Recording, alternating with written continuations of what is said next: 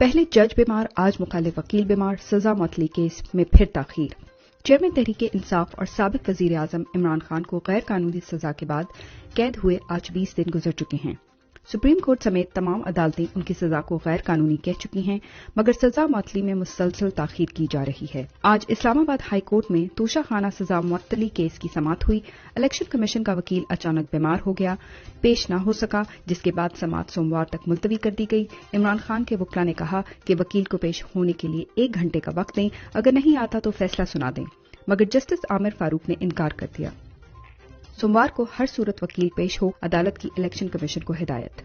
توشہ خانہ سزا معطلی کیس اختتام کے قریب آتے ہی عمران خان کے وکلاء کو مختلف طریقوں سے ہراساں کرنے کے عمل میں تیزی آ گئی۔